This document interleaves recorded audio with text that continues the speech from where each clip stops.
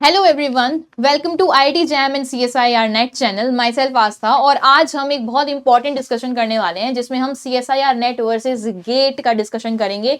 हर एक पॉइंट पे detail discussion होगी कि क्या इसकी एलिजिबिलिटी क्राइटेरिया रहती है सीएसआईआर नेट वर्सेस गेट की। और सबसे ज्यादा इंपॉर्टेंट क्वेश्चन जो रहता है भाई, क्या करियर अपॉर्चुनिटीज है अगर आप गेट देते हो और नेट देते हो, इन दोनों में डिफरेंस क्या है, इनका पेपर एग्जाम पैटर्न क्या है, इनका सिलेबस क्या है। इसके अलावा हमें क्या स्ट्रेटेजी बनानी चाहिए अगर हमें सीएसआईआर नेट क्वालिफाई करना है, अगर हमें गेट क्वालिफाई करना है, या हमें क्या स्ट्रेटेजी बनानी चाहिए अगर हमें इन दोनों ही एग्जाम को एक ही बार में क्रैक करना है। तो without any delay let's start and get into our matter. जो सबसे पहली थिंग है भाई, सबसे पहली चीज हमें यह पता होनी चाहिए कि जिस एग्जाम की हम तैयारी कर रहे हैं उस एग्जाम से हमारा क्या फायदा है ना। उसके बाद हमें क्या चीज है जो ये एग्जाम हमें प्रोवाइड करेगा, सब मतलब करियर अपॉर्चुनिटीज क्या है। अगर मैं गेट की बात करूं तो गेट आपको बहुत सारी करियर अपॉर्चुनिटीज खोल के देता है।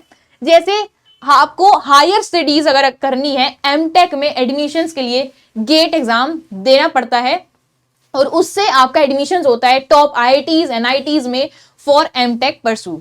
साथ साथ जब आप एमटेक करते हैं तो उसमें आपको स्टाइपेंड भी दिया जाता है।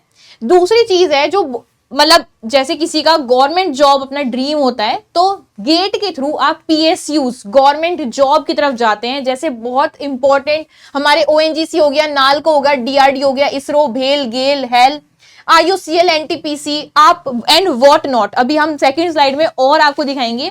तो ये जितनी भी जॉब्स हैं वो गेट के स्कोर के बेसिस पे आपको इंटरव्यू के लिए कॉल करती हैं और उसके बेसिस पे आपको जो है रिक्रूटमेंट प्रोसेस करवाती हैं। इनमें से कुछ पीएसयूज का खुद का भी रिक्रूटमेंट टेस्ट होता है, पर मेजरली ये क्या करती हैं, गेट के स्कोर और आपकी रैंक के बेसिस पे ही जो है रिक्रूटमेंट करती हैं। इसके अलावा जो थर्ड जो चीज हमें मिलती है हमारे गेट एग्जाम से, वो मिलता है भाई admission in PhD in top IITs NITs and what not आईआईएससीज। इसके अलावा गेट हमें एक opportunity out of the country, मतलब अगर आपको फॉरेन पीएचडी करनी है तो उसके लिए भी ये हमें जो है भाई मतलब प्रोवाइड करता है कि अगर आपकी अच्छी रैंक है तो वहां से डायरेक्टली आपको कॉल आ सकता है इंटरव्यू के लिए, and after that you can get selected for PhD in foreign. इस अगर आप गेट के थ्रू जो है क्या बोलते हैं पीएचडी करते हैं तो भी आपको जो है स्टाइपेंड मिलता है 35,000 जो है आपको जब जूनियर में रहते हो तब मिलता है, और उसके बाद ये इंक्रीज हो जाता है 42,000 में ये कन्वर्ट हो जाता है ना। तो विद स्टाइपेंड आपको जो है पीएचडी का मौका मिलता है गेट के थ्रू। अब अगर यही बात करें हम, जैसे हम आपको बता दें भाई पीएससी और गवर्नमेंट जॉब्स में और क्या कौन कौन सी गवर्नमेंट जॉब्स हैं, तो ये सारी के सारी government jobs and many more, there are so many more, जो कि डायरेक्ट रिक्रूटमेंट करती हैं on the basis of GATE score. आपका जो गेट स्कोर है, गेट स्कोर के साथ आपकी जो रैंक होती है उसके बेसिस पे आपको इंटरव्यू कॉल लेटर मिलता है और फिर आपका डायरेक्ट रिक्रूटमेंट प्रोसेस किया जाता है। अब अगर मैं एलिजिबिलिटी क्राइटेरिया देखूं सीएसआईआर नेट का, तो सीएसआईआर नेट में भी कम नहीं है हमारी अपॉर्चुनिटीज। जो सबसे पहली अपॉर्चुनिटी है आपकी सीएसआईआर नेट एग्जाम क्वालिफाई करके, वो है government job of assistant professor. आप अगर सीएसआईआर नेट एलएस क्वालिफाई कर लेते हो जो कि लाइफ टाइम है, उसके बाद आप किसी भी गवर्नमेंट कॉलेज में एलिजिबल हो जाते हो to become an assistant professor. पहले ये जो क्राइटेरिया था वो ये था कि पीएचडी आपको करनी पड़ेगी, उसके बाद ही आप ये करेंगे। पर अगर आप नेट क्वालिफाई करते हैं तो आप पीएचडी के साथ साथ या पीएचडी से पहले भी अगर आपका एलएस क्लियर है, सीएसआईआर नेट एलएस क्लियर है, तो आप असिस्टेंट प्रोफेसर लग सकते हैं। लेकिन गेट के केस में ऐसा नहीं है। अगर आपका गेट क्वालिफाई एक अच्छी रैंक से, तो आप जब पीएचडी कंप्लीट कर लेंगे गेट के थ्रू, उसके बाद ही असिस्टेंट प्रोफेसर लग सकते हैं। उसके बाद बात करी जाए तो सबसे ज्यादा इंपॉर्टेंट इसमें यह है कि अगर आप जेआरएफ क्वालिफाई कर लेते हैं सीएसआईआर नेट में, तो आपको पीएचडी में एडमिशन मिलता है वही top IITs top NITs with stipend of 37,000 and followed by 42,000। जो स्टाइपेंड है गेट की तरफ से और सीएसआईआर नेट की तरफ से उसमें कुछ डिफरेंस नहीं है, सेम ही है, और आपको टॉप यूनिवर्सिटीज में इसके थ्रू भी एडमिशन मिलता है। ठीक, अगर हम और आगे बात करें कि एलिजिबिलिटी क्राइटेरिया क्या है, ठीक है मैंने ये जान लिया कि गेट में मुझे ये करियर पाथ मिलेगा, आगे जाके मेरे को सीएसआईआर नेट अगर मैं ये देता हूं तो मुझे ये करियर पाथ मिलेगा। ठीक है, हम एंड में कंक्लूजन पे भी आएंगे कि किस तरीके से आपको गेट देना चाहिए या नेट देना चाहिए on basis of my own personal experience. तो सबसे पहले हम देख सकते हैं, अगर एलिजिबिलिटी क्राइटेरिया की बात करें गेट में, तो गेट का एग्जाम एक graduate student in third year भी दे सकता है, ठीक है। ग्रेजुएट अगर आप हो थर्ड ईयर से तो भी आप ये गेट एग्जाम दे सकते हो। आप मास्टर्स के फर्स्ट ईयर में हो आप तब भी दे सकते हो, सेकंड ईयर में आप तब भी दे सकते हो, मास्टर्स आप क्लियर कर चुके हो तब भी आप एग्जाम दे सकते हो। पर पीएचडी का एलिजिबिलिटी क्राइटेरिया मास्टर्स होना चाहिए। दे तो ग्रेजुएशन वाला स्टूडेंट भी सकता है, लेकिन अगर आपको एडमिशन पीएचडी में चाहिए या फिर जो पर्टिकुलर जॉब होती है जिनके कुछ डिफाइंड लेवल ऑफ स्टडी उनको चाहिए, भाई इतनी एजुकेशन होनी चाहिए मास्टर्स लेवल की, तो उस केस में आपका मास्टर थोड़ा कंपल्सरी हो जाता है ना। इसकी कोई अपर लिमिट नहीं है, कोई भी किसी भी एज का बच्चा गेट दे सकता है, कोई इसकी अपर लिमिट नहीं है। बस लोअर लिमिट ये है कि आपका बीएससी थर्ड ईयर एटलीस्ट होना चाहिए, मतलब बीएससी थर्ड ईयर में अगर आप हो तो आप ये एग्जाम दे सकते हो। इसके अलावा ये काफी सारे सब्जेक्ट्स में होता है, हमारे ये ह्यूमैनिटीज वगैरह सब्जेक्ट्स में भी होता है, साइंस सब्जेक्ट्स में भी होता है। अगर वही बात करें हम सीएसआईआर नेट की, अच्छा हाँ, गेट में आपको बस एक ही एग्जाम क्वालिफाई करना है, गेट ही एग्जाम क्वालिफाई करना है, और उसमें कोई क्राइटेरिया नहीं होता कि भाई आपका कुछ पर्टिकुलर रेंज है तो उसका एक्स्ट्रा बेनिफिट मिलेगा, ऐसा कुछ नहीं होता। आपको बस एक एग्जाम ही क्लियर करना है, उसी में जो आपकी रैंक है उसी के बेस पे आपकी मतलब सिलेक्शन होता है या इंटरव्यू कॉल लेटर आता है।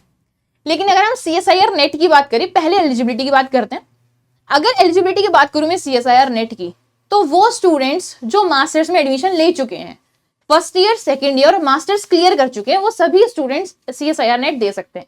पर इस बात का ध्यान रखना, CSIR net officially second year से माना जाता है कि भाई आप जब सेकेंड, मतलब वो वैसे जॉब अपॉर्चुनिटी पे डिपेंड करती है कि नोटिफिकेशन में क्या लिखा होता है, पर first year masters pursuing students और master qualified students can appear for CSIR NET. अब हाँ, गेट और नेट में एग्जाम में थोड़ा सा डिफरेंस ये है, आपके एलिजिबिलिटी तो मैंने आपको बता दी, पर सीएसआईआर नेट में भी ना दो एलिजिबिलिटी क्राइटेरिया है। मतलब बेसिकली जब आप एग्जाम दे रहे हो तो आपकी ना दो चीजें आती हैं, एक होता है आपका एलएस और एक आता है आपका जेआरएफ। इन दोनों में कंफ्यूज मत होना। अगर आप एलएस क्लियर करते हो तो आप डायरेक्ट असिस्टेंट प्रोफेसर के लिए एलिजिबल हो जाते हो, असिस्टेंट प्रोफेसर के लिए। लेकिन इससे ये नहीं होता जेआरएफ, मतलब आप पीएचडी के लिए नहीं होते हो इसमें एलिजिबल। आपको जेआरएफ क्वालिफाई करना पड़ेगा फॉर पीएचडी। लेकिन अगर आपका जेआरएफ क्वालिफाई है तो आप पीएचडी प्लस असिस्टेंट प्रोफेसर के लिए एलिजिबल रहते हैं, ठीक है। अब क्या इनके लिए अलग एग्जाम देना होता है? तो आंसर है नहीं, इन दोनों का ही एग्जाम सेम होता है, मतलब एग्जाम सेम होता है, बस इनकी कट ऑफ डिफरेंट होती है। थोड़ी जेआरएफ की कट ऑफ थोड़ी हायर लेवल पे रहती है एज कंपेयर टू एलएस, है ना। और एलएस लाइफ टाइम के लिए होता है, while JRF is for a particular time, ठीक है। उसके बाद आपको दोबारा देना पड़ेगा, अगर आपको पीएचडी में एडमिशन चाहिए जेआरएफ क्वालिफाई करने के लिए आपको दोबारा से एग्जाम देना पड़ेगा, ठीक है। एलएस तो अपना लाइफ टाइम के लिए होता है। ये भी हमने जान लिया कि एग्जाम, मतलब कि एग्जाम की एलिजिबिलिटी क्या है। चलो आपने ये देख लिया कि भाई आप एलिजिबल हो उस एग्जाम के लिए या नहीं हो। अब देखते हैं जरा एग्जाम पैटर्न। आपने देख लिया क्या? आपने देख लिया भाई करियर अपॉर्चुनिटी क्या है, आपने देख लिया एलिजिबिलिटी क्या है। अब देखते हैं जरा एग्जाम पैटर्न कि जिस एग्जाम को हम देने वाले हैं उसमें क्या डिफरेंस है। भाई गेट में क्या डिफरेंस है, सीएसआईआर नेट में क्या डिफरेंस है। तो देखो, मोड ऑफ एग्जाम दोनों का ही, ये जो एग्जाम है ऑनलाइन होते हैं, मतलब सीबीटी कंप्यूटर बेस्ड एग्जाम होते हैं। इसके अलावा अगर बात करोगे ड्यूरेशन, दोनों ही एग्जाम 3 घंटे के होते हैं। ये तो कुछ कॉमन पॉइंट्स हैं, ठीक है। नंबर ऑफ सब्जेक्ट्स, काफी सारे सब्जेक्ट हैं हमारे यहाँ पे। हम बेसिकली केमिकल साइंसेस की बात कर रहे हैं इधर इस समय। अगर हम सेक्शंस की बात करें तो जनरल एप्टीट्यूड में, मतलब जो हमारा गेट है उसमें 2 सेक्शन आप मान के चलो, एक जनरल एप्टीट्यूड और एक अपना मेन सब्जेक्ट का एग्जाम। हालांकि सारे क्वेश्चंस इंटरलिंक्ड आते हैं जब आप एग्जाम खोलते हो। तो अगर टाइप ऑफ क्वेश्चंस की बात करें तो यहाँ पे ना 3 तरीके के आपको क्वेश्चन देखने को मिलेंगे। एक होता है एमएसक्यू, एक होता है एमसीक्यू और एक होता है एनईटी। अगर आप एमसीक्यू करते हैं, एमसीक्यूज में क्या होता है, एमसीक्यूज में आपकी नेगेटिव मार्किंग होती है, मतलब नेगेटिव मार्किंग होगी इसमें। और एमसीक्यूज में बेसिकली 4 में से आपको एक सेलेक्ट करना है, एक ही सही होगा। एमएसक्यूज में क्या होता है, 4 में से एक या एक से ज्यादा सेलेक्ट करने हैं, एक या एक से ज्यादा सही हो सकते हैं आंसर। इसमें आपकी कोई नेगेटिव मार्किंग नहीं होती, नेगेटिव मार्किंग नहीं होती है। एनएटी में भी कोई भी नेगेटिव मार्किंग नहीं होती। तो इसमें 3 तरीके के क्वेश्चन आते हैं, एक नंबर के आते हैं और कुछ 2 नंबर के आते हैं। कुछ 1 नंबर के आते हैं क्वेश्चन, कुछ 2 नंबर के आते हैं, ठीक है। और क्वेश्चन इस तरीके से रहते हैं, एमसीक्यू एमएसक्यू। फिर अगर मैं बात करूं इसके अलावा, भाई क्वेश्चन जो है हमारे पास कौन कौन से रह सकते हैं भाई हमारे पास, किस बेसिस पे रहते हैं, recall, comprehension, application, analysis and synthesis. ये सारे सब्जेक्ट्स में जो है हमारे पास रहता है, अपना गेट एग्जाम होता है। यहाँ पे थोड़ा सा मार्किंग स्कीम पे हम डायरेक्टली आते हैं। मार्किंग स्कीम पे सिंपल है, आपका या तो क्वेश्चन 1 नंबर का होगा या 2 नंबर का होगा, ठीक। और नेगेटिव मार्किंग मैंने जैसे आपको बताया कि एमएसक्यू, एमसीक्यूज में ही सिर्फ नेगेटिव मार्किंग होती है, एमएसक्यू और एनएटी में नेगेटिव मार्किंग नहीं होती इसमें, ठीक।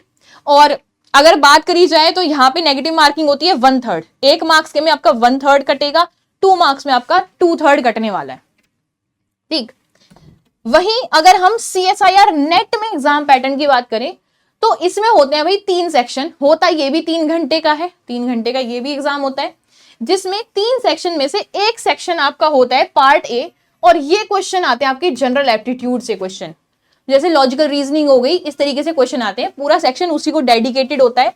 उसमें से 20 क्वेश्चन होते हैं टोटल, पर अटेम्प्ट आपको 15 करने होते हैं। जो मेन डिफरेंस है हमारे सीएसआईआर नेट और गेट एग्जाम में वो ये होता है कि सीएसआईआर नेट में आपके पास ऑप्शन होते हैं, ये आप लीव कर सकते हैं क्वेश्चंस कुछ, लेकिन गेट में सारे ही क्वेश्चंस कंपलसरी होते हैं, कोई ऑप्शन आपके पास नहीं होता है, आपको सभी के सभी क्वेश्चंस करने होते हैं।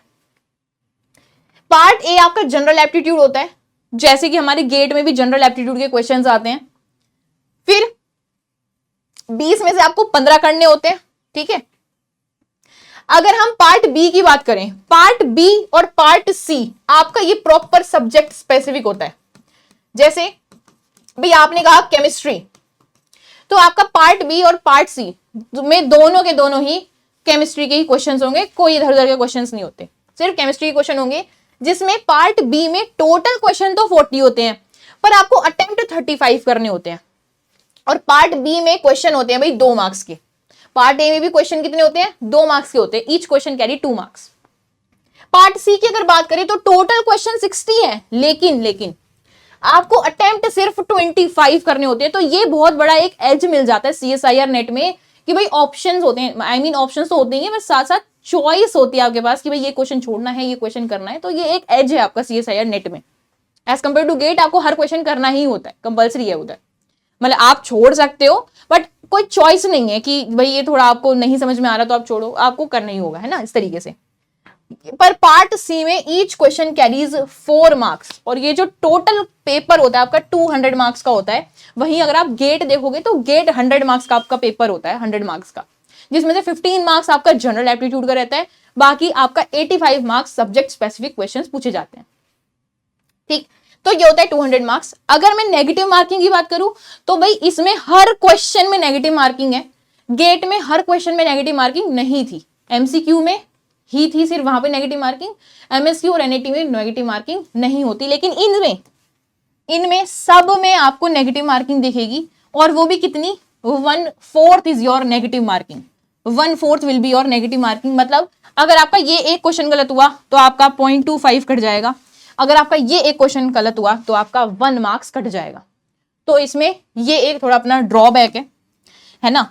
अब आपने सिलेबस देखना होगा, भाई आपने एग्जाम पैटर्न देख लिया है कि भाई कितने क्वेश्चंस आते हैं, कैसे रहता है, नेगेटिव मार्किंग होती है या नहीं होती है। तो ये गेट का डिटेल्ड जो है हमारे पास सिलेबस है। अब अगर हम डिटेल्ड सिलेबस की तो हम बात नहीं करेंगे, पर आपको थोड़ा ऊपर से बताते हैं भाई जो हमारा सिलेबस है सीएसआईआर नेट और गेट का, दोनों का ही अगर मैं सिलेबस की बात करूं तो ऑलमोस्ट सेम सिलेबस है उन दोनों का। सिर्फ जो डिफरेंस है केमिकल साइंसेज में मैं स्पेशली बात कर रही हूं, इन दोनों का सिलेबस ऑलमोस्ट डिफरेंट है, नॉट डिफरेंट सॉरी, बिल्कुल सेम है। 95% सिलेबस आपका सीएसआईआर नेट और सीएसआई गेट का सेम ही रहता है। ये आपका प्रॉपर डिटेल्ड जो है सिलेबस है गेट का, जिसमें फिजिकल केमिस्ट्री में हमसे ये जो है अपना, अगर आप मान एटॉमिक स्ट्रक्चर की बात करोगे तो सब कुछ है इसमें, हमारे पास एमओटी है, वीबीटी है, सब कुछ इसमें आ जाता है। हमारे पास ग्रुप थ्योरी है एक सब्जेक्ट, ग्रुप थ्योरी से रिलेटेड। और बात करें तो भाई स्पेक्ट्रोस्कोपी होगी, स्पेक्ट्रोस्कोपी। और बात करें तो भाई इक्विलिब्रियम, इक्विलिब्रियम में आपके सारे केमिकल इक्विलिब्रियम, हमारे पास जो होता है आयोनिक इक्विलिब्रियम, फेज इक्विलिब्रियम, सब इसमें इंक्लूड हो जाता है। और बात करेंगे तो भाई काइनेटिक्स, काइनेटिक्स रहता है आपका केमिकल काइनेटिक्स, उसमें बहुत सारी चीजें हैं आपकी, सरफेसेस एंड इंटरफेसेस है, इसका प्रॉपर एक डिटेल्ड जो है वीडियो आपको मिल जाएगी, जिसमें प्रॉपर सब पूरा एनालिसिस है गेट के बारे में।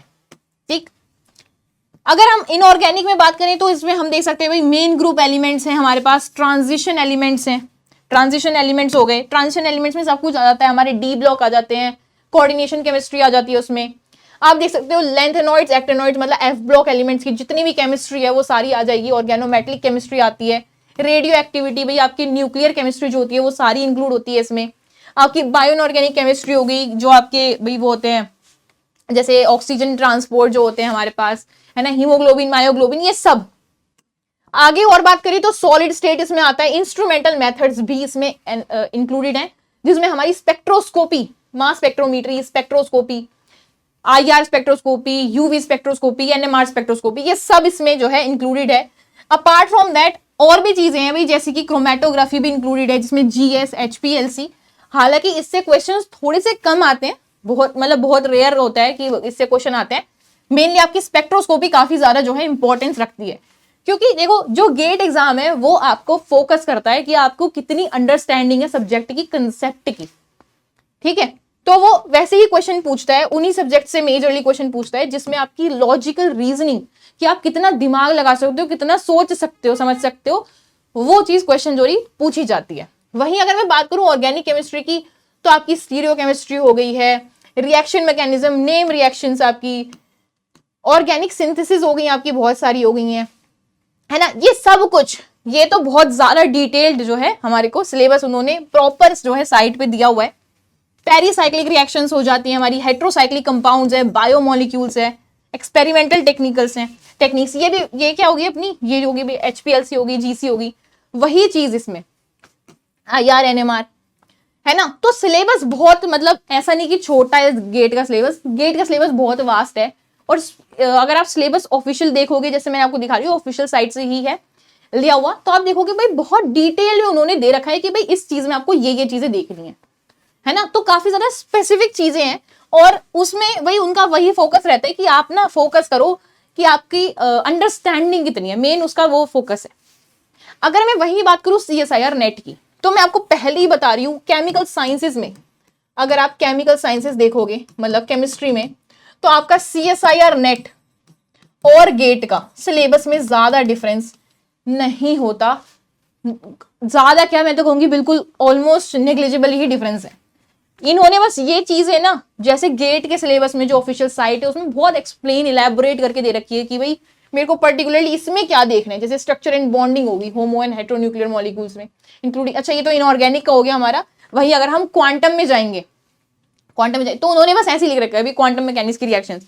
लेकिन अब गेट में आप जाओगे तो गेट में और ज्यादा इलैबोरेटेड है, पर क्वेश्चन उसी कंसेप्ट से पूछे जाते हैं। अब देखो थोड़ा CSIR नेट की अगर मैं बात करूं, तो यहाँ पे जो चीजें ना थोड़ी सी कॉम्प्लेक्स चीजें पूछी जाती हैं, थोड़ा आपको वर्ड में घुमाया जाता है, आपके कंसेप्ट तो चेक करते ही है, पर साथ साथ आपकी भाई आपकी कितनी लर्निंग कैपेसिटी है वो भी आपकी चेक करी जाती है CSIR नेट एग्जाम में। ये पूरा का पूरा सिलेबस है आपका इनऑर्गेनिक का, जिसमें यूवी विजिबल हो गया, MS हो गया, इलेक्ट्रॉनिक स्पेक्ट्रा हो गया, है ना, माइक्रोस्कोपिक टेक्निक्स हो गई हैं, काफी सारी टेक्निक। ये बायो इनऑर्गेनिक केमिस्ट्री जो सारा का सारा हमने गेट में देखा था, वही चीज है यहाँ पे। और अगर बात करें भाई फिजिकल केमिस्ट्री में, फिजिकल केमिस्ट्री में आपके बेसिक प्रिंसिपल क्वांटम मैकेनिक्स हो गए हैं, जैसे इन्होंने लिख रखा है भी प्रॉपर पोस्टुलेट्स करने हैं, ऑपरेटर्स करने हैं, approximate methods of quantum mechanics हो गए हमारे, जैसे सेकंड पार्ट चलता है हमारा क्वांटम मैकेनिक्स का उस तरीके से।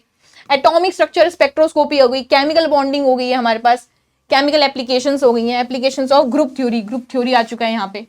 ग्रुप थ्योरी में भी वही चीजें जो हमने गेट में देखी है, वही हमारा ये सिलेबस रहता है CSIR नेट में भी। आगे देखेंगे मॉलिक्यूलर स्पेक्ट्रोस्कोपी में भी सेम चीजें रहेंगी। केमिकल थर्मोडायनेमिक्स हमारा उसमें भी था, गेट में भी था, यहाँ पे भी है। स्टैटिस्टिकल थर्मोडायनेमिक्स गेट में भी था, यहाँ पे भी है। इलेक्ट्रो वहां पे भी था, यहाँ पे भी है। केमिकल काइनेटिक्स अभी हमने देखा था, गेट में भी है और यहाँ पर भी है। और आगे बढ़ेंगे तो कोलॉइड्स आ जाता है, कोलॉइड्स एंड सरफेस, वहां पर भी है, गेट में वहां पे भी है। आपको दिखेगा नहीं वो हेडिंग में, लेकिन वो अंदर अंदर कहीं छुपा होगा, क्योंकि उन्होंने पूरा इलेबोरेट कर रखा है वो चीज। सॉलिड स्टेट हमने देखा था, वहां पे पॉलीमर केमिस्ट्री भी आता है, डेटा एनालिसिस भी आता है। अच्छा, यहाँ पे ये चीज थोड़ी सी डिफरेंट है, ये नहीं होता, ये गेट में नहीं है। ये जो है mean, standard deviation, absolute relative error, linear, इससे एक क्वेश्चन तो CSIR नेट में आजकल जो ट्रेंड बना हुआ है, इवन 4 नंबर का इसमें से क्वेश्चन आ जाता है। तो ये एक चीज डिफरेंस मुझे अभी दिखी है। मुझे क्या दिखी है, मतलब ये एक बेसिक डिफरेंस है जो CSIR नेट और गेट में डिफरेंस है। भाई गेट में नहीं है ये चीज, ठीक है, बट CSIR नेट में, और ये बेसिक मैथमेटिक्स के बहुत बेसिक क्वेश्चंस होते हैं, ठीक। अगर और बात करें ऑर्गेनिक केमिस्ट्री में, वही चीजें हैं जो आपने गेट में देखनी है, वही चीजें, पेरिसाइक्लिक हो गई, प्रिंसिपल ऑफ स्टीरियोकेमिस्ट्री हो गया, IUPAC नॉमेनक्लेचर हो गया, एरोमेटिसिटी, वही GOC का पार्ट हो गया, रिएक्शंस हो गई, इंटरमीडिएट्स हो गए हैं, है ना। तो ये सारा हमारा ऑर्गेनिक का पार्ट है जो हमारा CSIR नेट में रहता है। और भी पार्ट है इसके अलावा जो मेन, अगर मैं बात करूं भाई, अगर हम एक बार कंक्लूजन पे आए, कंक्लूजन पे, इस कंक्लूजन पे कि भाई क्या हमारी स्ट्रेटेजी क्या होनी चाहिए गेट और CSIR नेट को लेके, तो पहली चीज अगर आप देखोगे तो गेट किस तरीके से क्वेश्चन पूछेगा भाई, वो क्वेश्चन इस तरीके से फ्रेम करेगा कि वो आपसे मजबूरन करवाएगा कि भाई दिमाग चलाओ अपना, आप दिमाग चला पा रहे हो या नहीं, कि आप क्वेश्चन में कंसेप्ट लगा रहे हो या नहीं लगा रहे हो, ये तो रहता ही है। सेम कंसेप्चुअल चीज CSIR नेट में भी है, पर CSIR नेट थोड़ा सा लर्निंग पे भी ध्यान देता है कि भाई आप उस चीज को रिटेन कर पाए हो या नहीं कर पाए हो। अब आगे बात करिए स्पीड एंड एक्यूरेसी की, तो भाई गेट एग्जाम आपसे स्पीड भी मांगता है और एक्यूरेसी तो बहुत अच्छे से मांगता है, क्योंकि इसमें भी नेगेटिव मार्किंग है। CSIR नेट की बात करें तो CSIR नेट भी स्पीड मांगता है और एक्यूरेसी भी मांगता है। इवन CSIR नेट में तो एक और चीज मांगी जाती है कि भाई आप में कितनी कैपेबिलिटी है कि आप पहचान सको कि ये क्वेश्चन करने लायक है या नहीं है, तो ये और अच्छे से आपकी जो है परीक्षा लेता है, मतलब CSIR नेट। बात करें कि भाई कितना कितना कॉम्प्लेक्स आता है एग्जाम, लेवल क्या रहता है, तो गेट एग्जाम और CSIR नेट एग्जाम दोनों ही एक अपने अपर लेवल के एग्जाम है, मास्टर्स लेवल के एग्जाम है। तो मतलब आसान तो इनमें से कोई भी नहीं है दोनों में से, पर फिर भी अगर मैं ओवरऑल चीजें देखूं कि भाई CSIR नेट में आप देख सकते हो कि आपको थोड़े ऑप्शंस मिल जाते हैं, और गेट में भाई हर चीज कंपलसरी आपको करनी ही करनी है ना। ये 100 मार्क्स का रहता है अपना, ये 200 मार्क्स का रहता है। तो ओवरऑल अगर देखा जाए तो CSIR नेट अपना थोड़ा सा आसान मॉडरेट की तरफ चला जाता है, क्योंकि वही अपने ऑप्शंस मिल जाते हैं ना, चॉइसेस होती हैं यहाँ पे। बात करी जाए गेट में कंपटीशन की और नेट में कंपटीशन की, तो भाई देखो नेट वाले जो बच्चे होते हैं वो बहुत सारे बच्चे होते हैं, मतलब लाखों बच्चे भरते हैं नेट का एग्जाम। और अगर गेट की बात करी जाए तो इसमें हजारों की ही क्वांटिटी होती है जो गेट एग्जाम भरते हैं, ठीक है। तो आप खुद देख सकते हो भाई कंपटीशन कहाँ पे कम है कहाँ पे ज्यादा है। यहाँ पे 1000 की तादाद में बच्चे भरते हैं भाई जो एग्जाम होता है ना फॉर्म, और ये जो CSIR नेट है यहाँ लाखों की तादाद में बच्चे भरते हैं फॉर्म। तो ऑब्वियसली जो CSIR नेट है उसमें थोड़ा कंपटीशन अपना टफ रहता है, तो जो कट ऑफ आप जैसे कहोगे JRF की या LS की, वो थोड़ी हायर लेवल पे जाती है। वहीं अगर हम बात करें गेट एग्जाम कितनी बार होता है साल में और कब होता है, तो गेट एग्जाम साल में सिर्फ एक बार होता है, वो भी फरवरी में, जिसके फॉर्म जो है अक्टूबर तक, ऑलमोस्ट अक्टूबर और नवंबर तक भर दिए जाते हैं, खत्म हो जाते हैं। वहीं अगर आप CSIR नेट की बात करोगे तो CSIR नेट आपको और ज्यादा जो है अपॉर्चुनिटी देता है। 2 बार ये होता है एग्जाम जो है साल में, एक होता है आपका जून में और एक होता है आपका दिसंबर में। मान लो किसी रीजन से आपका जून का रह गया, तो पूरा साल वेस्ट होने की बजाय आपको सिर्फ 6 महीने बाद और अच्छे से तैयारी करके नेक्स्ट एग्जाम निकालना होता है दिसंबर में, ठीक। तो जो स्ट्रेटेजी है या जो मैं कंक्लूजन बताऊं, जो भी हमने चीज पढ़ी है, देखो ये दोनों ही एग्जाम अपने बलबूते पे या फिर अपनी जगह पे बहुत ही ज्यादा इंपॉर्टेंट है। और अगर मैं कहूं कि एक MSc student, MSc in chemistry या अपना जो सब्जेक्ट है साइंस का, उसे गेट देना चाहिए या नेट देना चाहिए, तो मेरा आंसर है भाई उसे दोनों ही देने चाहिए। क्योंकि आप देख सकते हो सिलेबस सेम है तो पढ़ाई आपको एक ही जगह करनी है। अगर आप एक ही बार में अच्छे से पढ़ करके, सिर्फ एग्जाम पैटर्न डिफरेंट है, एक टेस्ट लगा दो दोनों का, तो आपको आइडिया हो जाएगा कि भाई मतलब गेट का एग्जाम किस तरीके से आता है, CSIR नेट का एग्जाम किस तरीके से आना है, आपको किस तरीके से हैंडल करना है। दोनों के दोनों एग्जाम जो है आपकी कंसेप्चुअल नॉलेज को ही टेस्ट करते हैं, आपकी अंडरस्टैंडिंग को और आपकी लर्निंग को ही टेस्ट करेंगे। तो दोनों ही एग्जाम आपको देने चाहिए, और दोनों के लिए सिर्फ आपको एक ही स्ट्रेटेजी पाथ फॉलो करना चाहिए, अपना कंसेप्ट बिल्डिंग, ठीक है। कंसेप्ट बिल्डिंग ही आपने करनी है, अपने बेसिक जो है, बेसिक से लेके ऊपर तक मास्टर्स लेवल तक अपने क्लियर कर लेने हैं, है ना। इसके अलावा और बात करी जाए भाई करियर अपॉर्चुनिटीज, दोनों में आपने देखा भाई PhD तो दोनों में कॉमन है, लेकिन अगर आप करियर अपॉर्चुनिटीज देखोगे PSUs और असिस्टेंट प्रोफेसर की, तो आप देख सकते हो दोनों ही करियर अपॉर्चुनिटीज में भी इंपॉर्टेंट है। तो ऐसा मैं नहीं कहूंगी कि आप इसे छोड़ दो या इसे छोड़ दो या इसे ले लो या इसे रख लो, ऐसा नहीं। अगर आप एक मास्टर्स के स्टूडेंट हो तो आपके पास दोनों ही क्वालिफाइड एग्जाम होने चाहिए, और ऐसा होगा भी अगर आप अच्छे से मेहनत करोगे, अच्छे से अपनी स्ट्रेटेजी प्रिपेयर करोगे, अच्छे से अपने कंसेप्ट क्लियर करके हर एक चीज को डिटेल में पढ़ोगे। ठीक, तो इसी के साथ मैं आपसे थैंक यू बोलूंगी, आपने बहुत पेशेंटली ये वीडियो देखी, और सभी को all the best. GATE exam नजदीक आ रहा है। आई होप कि आपके जो भी ड्रीम्स हैं वो कम ट्रू आए, और your dreams come true, and जो आपने मेहनत करी है वो जरूर रंग लाएगी। आपसे मिलते रहेंगे इसी तरीके से, तब तक के लिए बाय बाय।